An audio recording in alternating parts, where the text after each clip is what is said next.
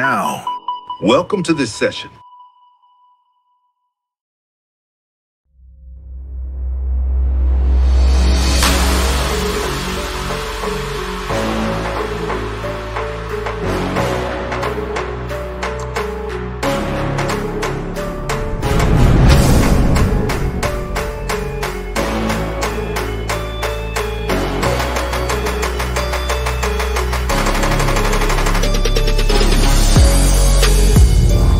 This session, we'll talk about how we attribute human qualities to AI systems, and its effects in social engineering.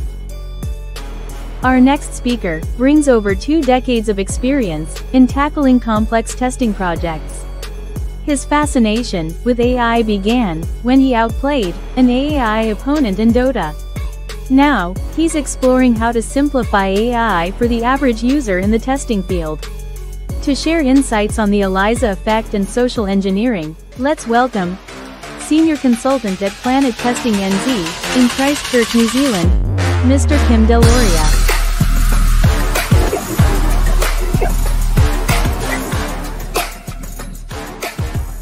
Hello. Good afternoon, everyone.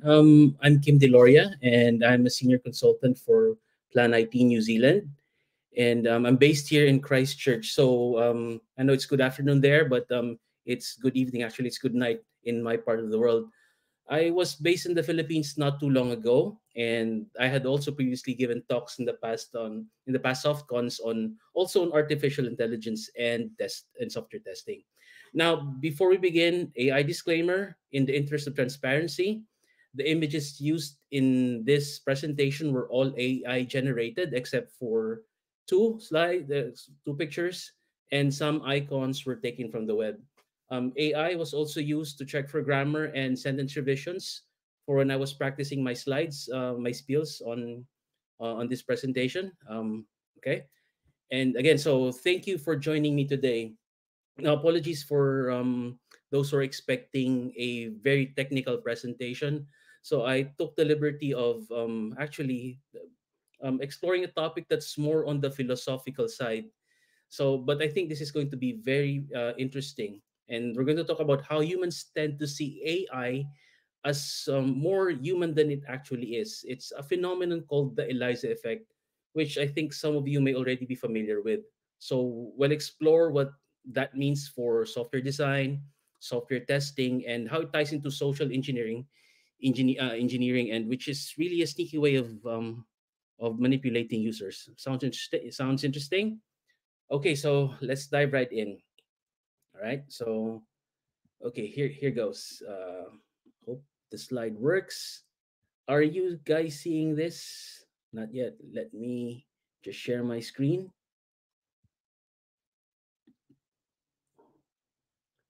Okay, give me a thumbs up if you can share if you can see the screen. All right. Thank you. Thank you for confirming.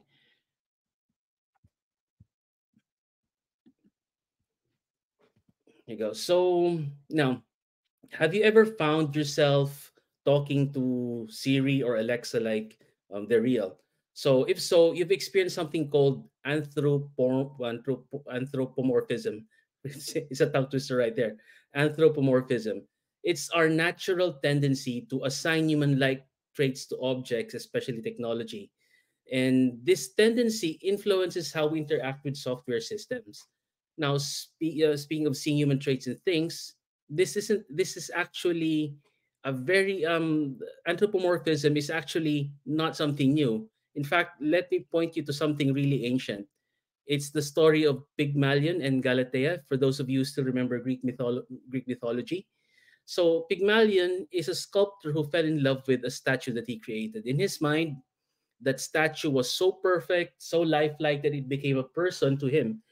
So, in a miraculous turn of events, the gods sort of heard or saw his dedication, that the statue actually came to life, becoming Galatea.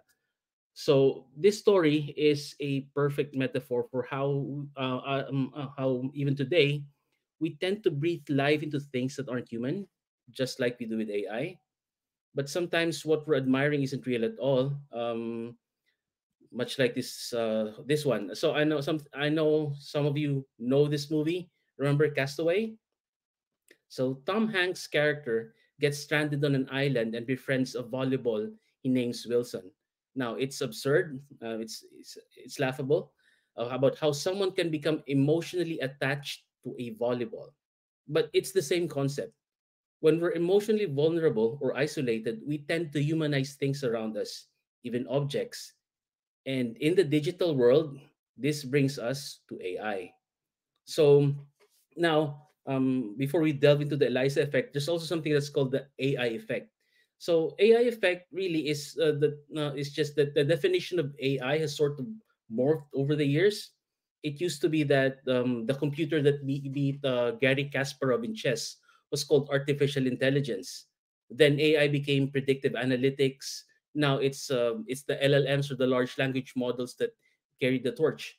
So this phenomenon of how the definition of AI changes over time is called the AI effect. Now the point of all this is not so much that it is AI that's causing anthropomorphism, but rather regardless of the technology behind AI, people can't help but attribute human characteristics to AI systems. Now, so why do we do this? Well, I'm not a psychologist, but I believe it's something that's built into our cognitive wiring. When we see patterns that look familiar, like a robot that talks back or a chatbot that listens to us, we assign or attribute human traits to them. And emotionally, we see connection even with machines. That's why we often start treating your Siri or Alexa like they're helpful little digital friends. And really, this isn't just limited to AI. Think about how you name your cars or you talk to your pets like they understand you. Well, maybe they do. And give you and even you even give personalities to your gadgets. So the truth is, it's a deeply human trait to anthropomorphize. And it's so subtle that most of the time we don't even realize that we're doing it. So anthropomorphism is best explained or best defined or best described by the ELIZA effect. So the ELIZA effect is named after one of the earliest chatbots, ELIZA, which was developed in the 1960s. In fact, after this presentation, if you feel up to it, you can just Google ELIZA program and have a play with the ELIZA program yourself. I think I remember back in high school. I don't know if if some of you guys have experienced using 5.25 floppy disk. Um, actually had the chance to play around with the ELIZA program back in high school, more than 2 decades ago. So now the ELIZA was programmed to mimic a therapist by rephrasing user input. So it's essentially you put in something and it just takes that sentence and tries to have a conversation with you by just bouncing back what you said. So people knew that it was just a computer, but many still felt like they were really being heard by this computer program. Now, so this effect shows how easily we fall into the trap of thinking that AI is more human than it really is. So let's dive a bit deeper into Eliza's story. Now, when Joseph Weizenbaum built Eliza, he was shocked at how seriously people took it. So they poured their hearts out, even though they knew it wasn't a real therapist.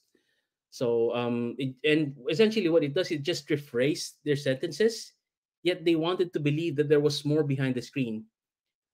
And so this effect is still happening today with our virtual assistants and AI companions.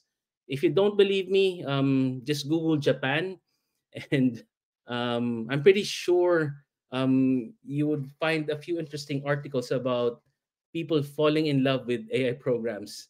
So, but how does this play out in our modern tech world? Fast forward to today, we see this with Siri, Alexa, Google. I think Cortana's has been discontinued, and also Bixby. And even there are even some chatbots or websites that talk to you. So people form attachments to these systems. Sometimes even talking to them when they're bored or lonely. But the key here is that even though these systems aren't anywhere near as intelligent or empathic as we think, we still anthropomorphize them. So this leads us to an important point.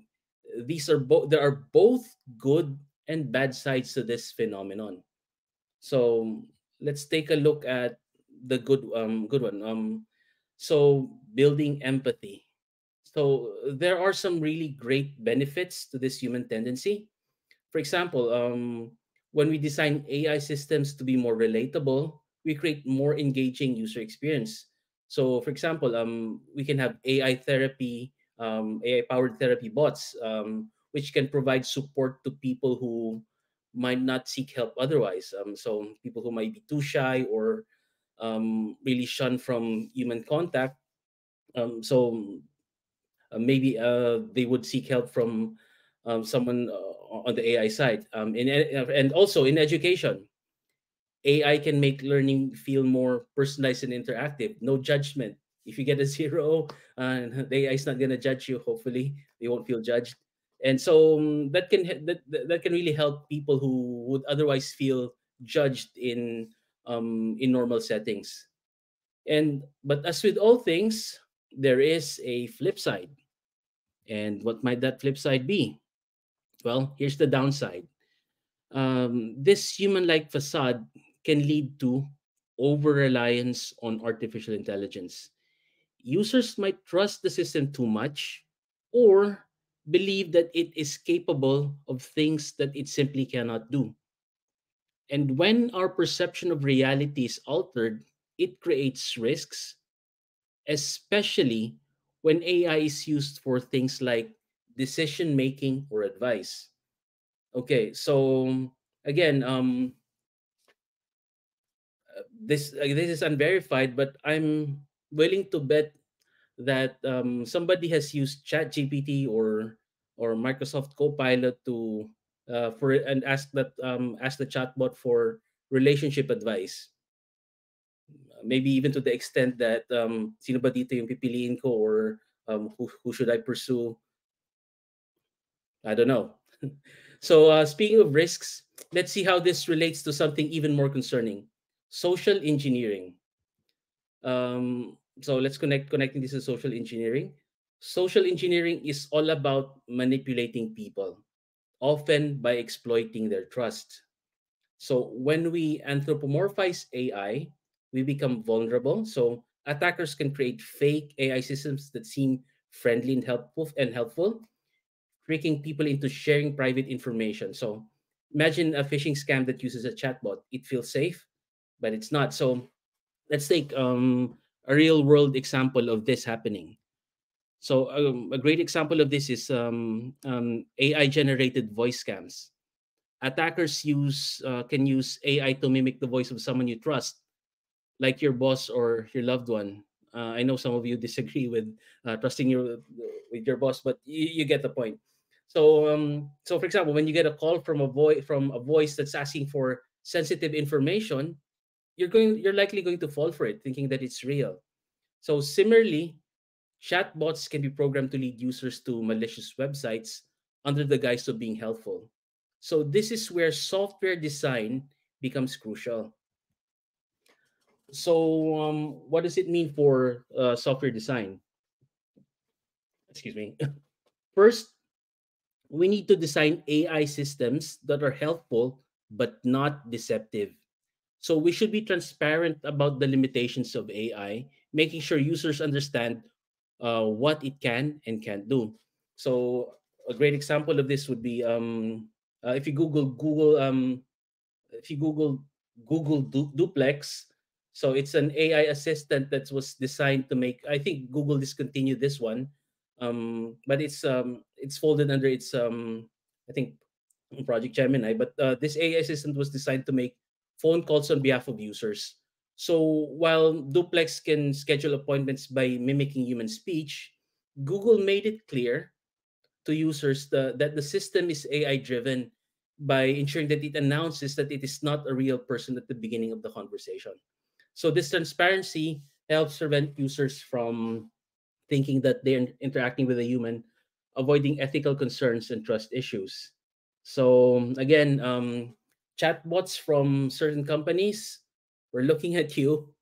So there needs to be a disclosure first about what it can and cannot do, and if they're really interacting with a bot or an actual human. And also, I don't know if you've noticed recently in most social media systems, there's also the tag that's AI assisted in some social media settings. So that's transparency right there. And also, just because a system sounds empathic doesn't mean we should let our guard down. It's not just the design that we need to think about. Let's take a look at the role of software testing. On the testing side, we need to really test these systems for potential misuse. This includes testing how the system responds to manipulation, malicious inputs, or even social engineering attacks. So it's critical to ensure that users are not misled by any AI system, whether intentionally or unintentionally. So I'm going to talk about some examples in a bit in the next slide. So anthropomorphism, quite a tongue twister right there, in AI design is it's practically a double-edged sword.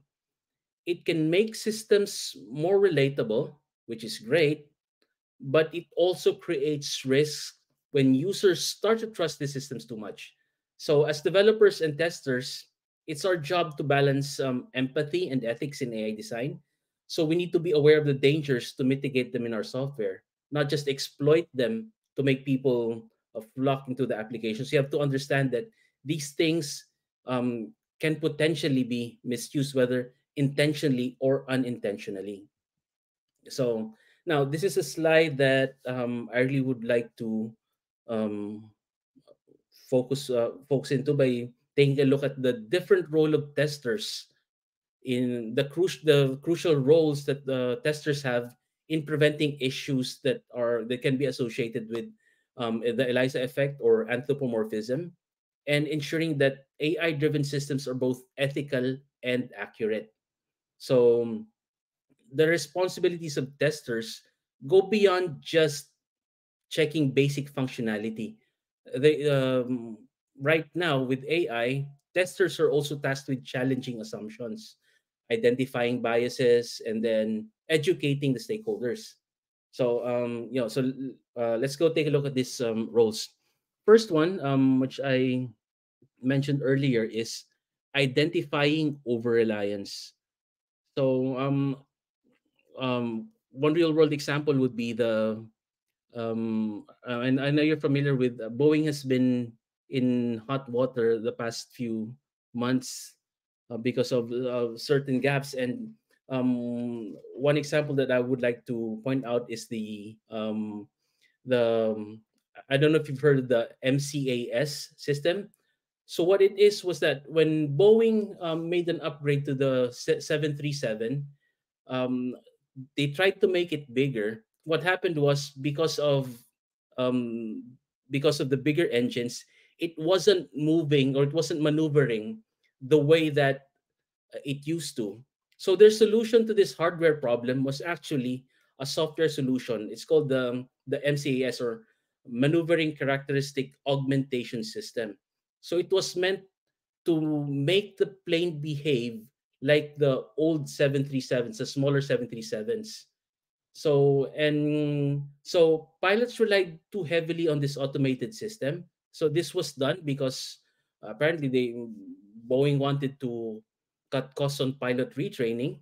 So they relied too heavily on this. The pilots relied too heavily on the automated system, and unfortunately, this automated system malfunctioned due to a sensor error. So uh, the automated system apparently took control from out of the pilot's hands, meaning the pilots couldn't do anything except um, let go and let the system do what it's supposed to do. In this tragic case, it resulted in a crash. So this was the Ethiopia incident. So the over-reliance on the automated system without fully understanding its limitations led to catastrophic crashes. I think two incidents. So in this case, the tester should have identified the danger of relying too much on a single sensor input and should have pushed for a manual override when that happened.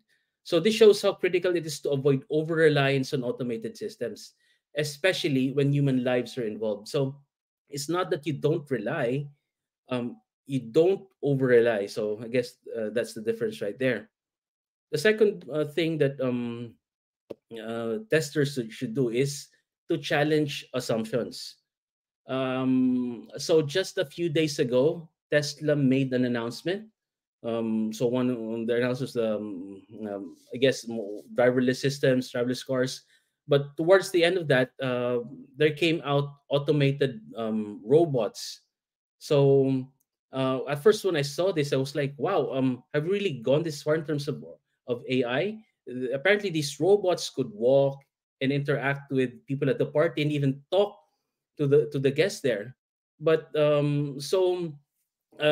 first, initially, I was so blown away. I even called my wife and told her that this is the future of AI, blah blah blah blah, and all that.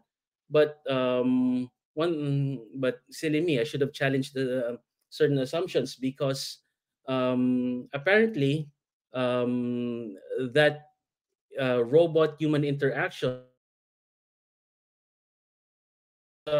so and Tesla didn't deny this.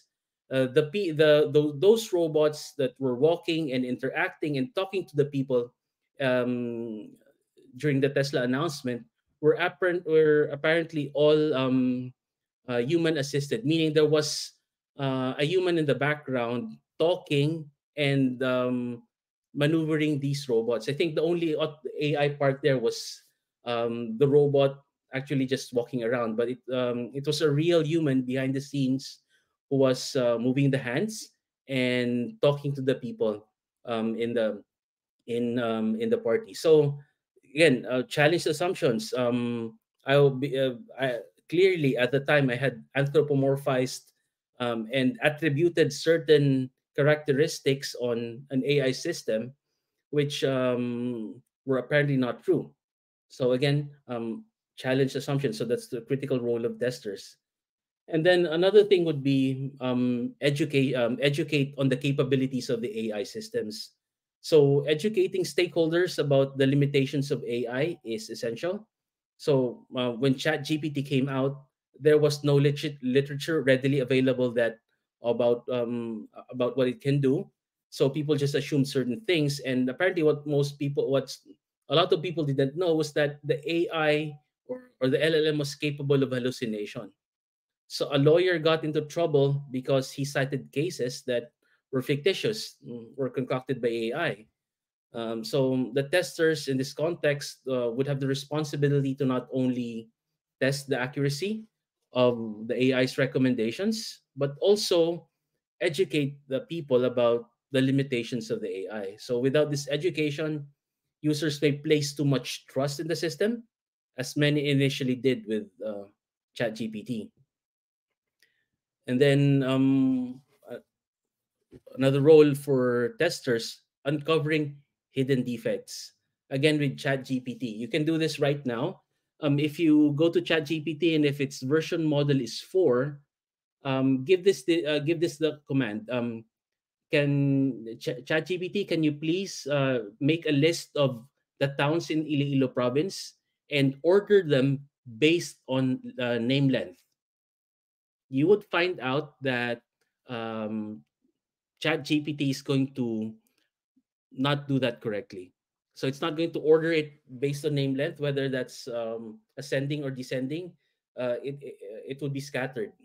But apparently, if you go to the higher version of that LLM, it's going to do that correctly. But with the current one, with at least the one that's readily available in the public, Model 4 or 4.0, it's going to make that mistake, meaning it's not going to do that correctly. So these are hidden defects that um, can only come out of edge cases or certain use cases, and you only discover this as you go along. So it's really important to take everything with a grain of salt.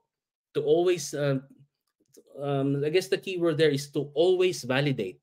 So it may or may not be true, but please validate what that LLM is spitting out or is generating.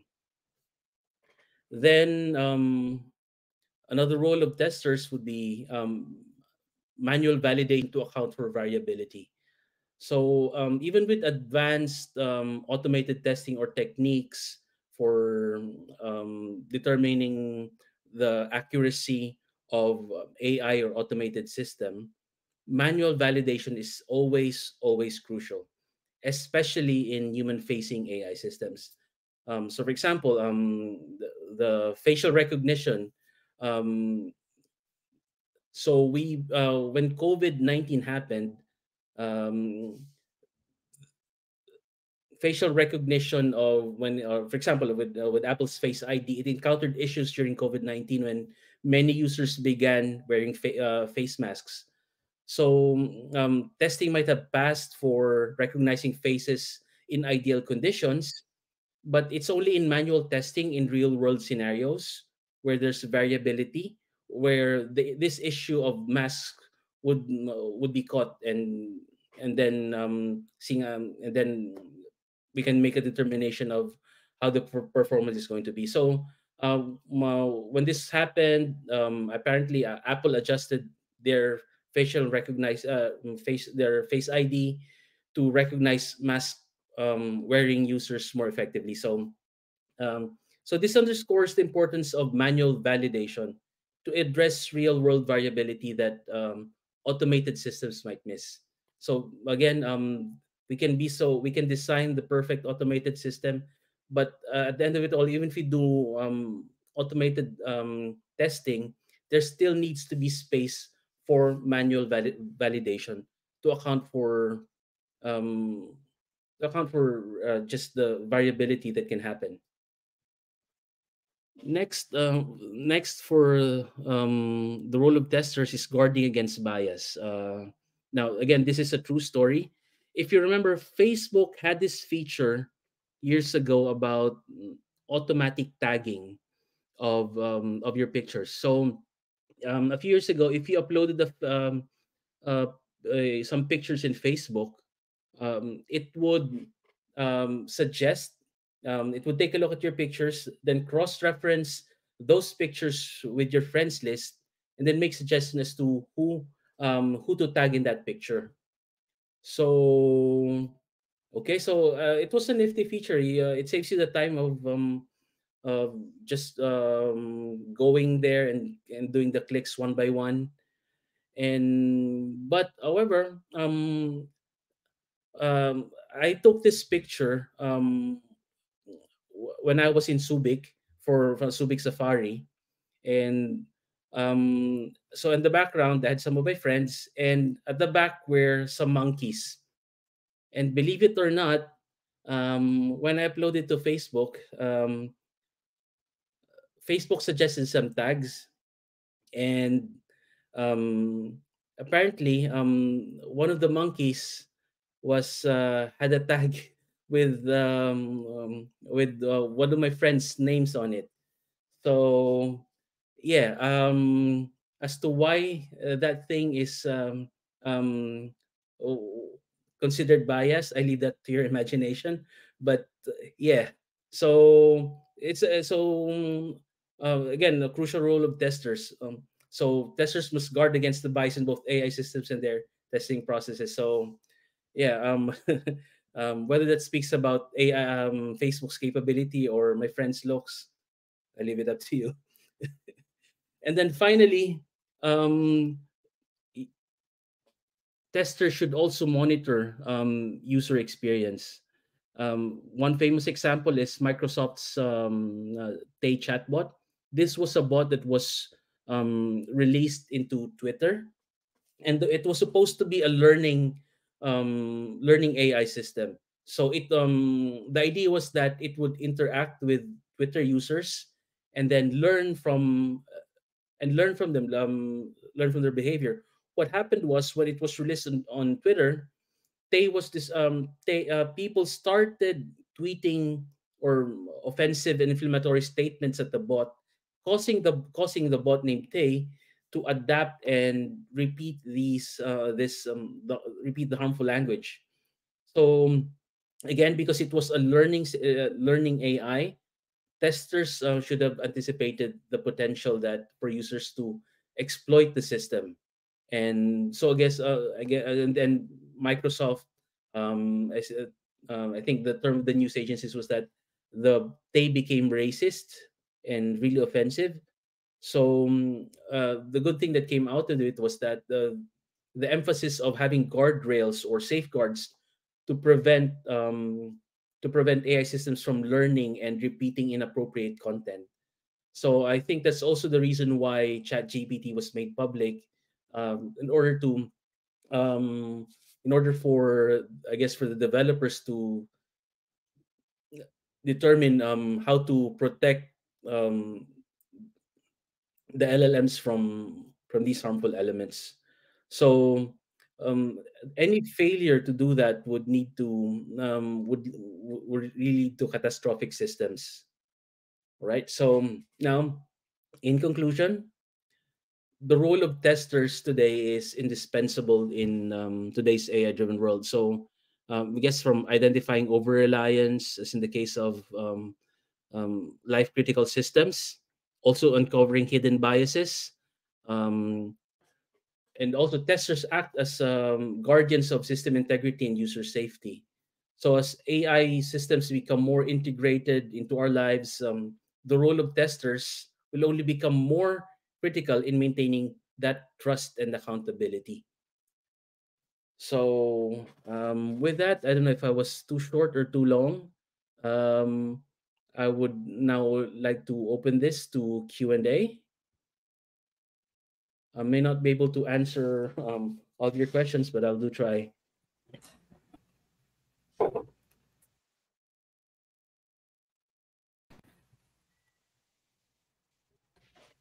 Hello. I think I might have muted something. Yep. Hello. Okay, thank you so much, sir, for that very informative presentation. I'm sorry, but I can't open. It seems that I can't open my cam. I will just talk. Okay. Anyway, moving on to our Q&A portion. Let's start with Isa. How can the how can the ELIZA effect and social engineering impact organizational culture and ethical decision making, and what values and principles should organizations prioritize to address these challenges? Yeah, that's a very interesting question. So I think for Eliza effect, the key point that I'm trying to make in this presentation is that we can't help but attribute human characteristics to AI systems. So, and the more human or the more empathic that the system is exhibiting, the more our tendency to attribute human characteristics to it. So, I guess when organizations design AI systems or roll out AI systems, they need to consider how I guess how user friendly or how empathic it is, because I think there's a direct correlation between the level of empathy that the system has and the way that people will accept it. Right now, I think there's a phenomenon. Well, people recognize that AI is very useful. There is a very apparent distrust or towards it. So just to share, in my part of the world, AI is also a thing. There are many conferences or regular talks that are happening, and more often than not, these are all AI leaning. But whenever you would hear people talk about AI systems, you can sense that the tone is always towards negative. For I guess especially for software testers, a lot of that stems from the fact that they're afraid it might take their jobs away or it will replace them at some point. But there's still that distrust from a lot of people, and organizations, by learning that there's a thing called the Eliza effect and designing AI systems to be more empathic or more human, it would, I guess, more or less build towards making it more trusted, so to speak, by the people that who would interact with it. I hope that Thank makes you for sense. that, Sir Kim, and I hope that answer your question, Isa. For Another question coming from Pat. What ethical considerations arise from the use of the ELIZA effect in designing AI system that engage users emotionally? Yes, again, a good question. I think the first thing should be transparency. Um, People need to know that they are interacting with an AI system, and so there needs to be disclaimers on this point. For example, I think one criticism I would point out to the chatbots that some organizations have when they try to reach to out to their users, they say that we have a chatbot that can interact with you, but then this chatbot turns out to be, I guess, next to useless, feeds out you useless information. So again, there needs to again that's emotional involvement right there, just a negative kind of emotion that is generating. So there needs to be a disclosure as to the capability of that chatbot to interact with the users, not just label something that's half baked AI and then observe how the users will react. So I think how it's deployed and is crucial, and a disclaimer as to what its capabilities are. Because I honestly think, based on my interaction with some chatbots, particularly with some banks, yeah, I don't think it's smart enough, or I don't know. I guess there's not enough disclosure as to what it's capable of. So just the So transparency in disclosing what that AI is capable of, whether that's so that you would understand its limitations. thank you, sir. Noted. Very, very noted. Transparency is important. So, for our next question coming from Genevieve, what limitations should developers consider when designing systems that may evoke the ELIZA effect? Again, a good question. What limitations should developers consider when designing systems that may evoke the ELIZA effect? Um, Again, this all boils down to ethics. So there may be some guardrails because um, like in that example I set out earlier, people knew that they were talking to, for example, the Eliza, just the simple program, they were talking to a computer program. And when someone becomes vulnerable, they tend to disclose um, certain information, which, if saved or if persistent, may come back to haunt them in the future. Especially so in this internet age where nothing really goes away once it's online. So limitations should mean that Google had this code before: don't be evil. So if you know that there is a tendency for people to become emotional when interacting with an AI system, maybe put in features that would quote unquote erase certain conversations if they become too sensitive. I don't know how that's going to be how that thing is going to be implemented, but certainly when you're doing software design or taking your requirements, you have to take into consideration that, hey, maybe we shouldn't be saving certain types of information when users interact with this, because it can go into a sensitive area. This may make them vulnerable, or if saved, this can be potentially be exploited. And whenever if and those types of information, if saved and potentially, knock on wood, there's a hack and it gets exposed, everybody's in trouble. Um, that is sensitive information after all. So yeah, just having these guardrails um, uh, when doing software design. Yeah. Thank you, sir. And for the next one is, what's your take on big social media companies being how big they are and yet somehow on their platforms abets these kinds of social engineering attacks? Would you agree that they should be liable for negligence and weak filtering? Question by Okay. Miss Danica. Yeah. So yeah. I think there's documentary of this on Netflix about how social media, I think it's also a form of social engineering, taking a look at user patterns or preponderance for screen time, how dangerous, and a lot of studies have already been there. So and I think there's already legislation that's pending. Um, n- and I'm not too sure about here in the Philippines, but I'm aware that in the U.S. and in the EU, there's legislation mandating that these social media companies be more careful in the way that they manage screen time. So we're fighting back. But again, there's also a responsibility in our end to manage our screen time and our screen behavior. So again, ELISA effect. We're interacting with the system. We just be cognizant of the fact that it's an automated system which is harvesting your information, and yes, just eyes wide open when you interact with it. Know what they know that you're giving it data, so just be careful.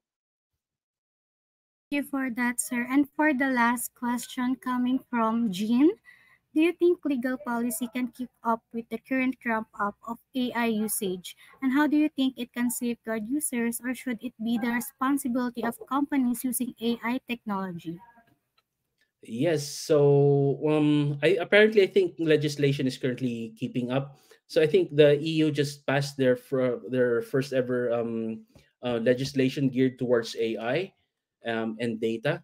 So, but I also think that while we're still creating new legislation, companies should also have the moral responsibility to police themselves and not just exploit the tendency of people to um, just put their trust in AI systems. So we've seen a lot of that.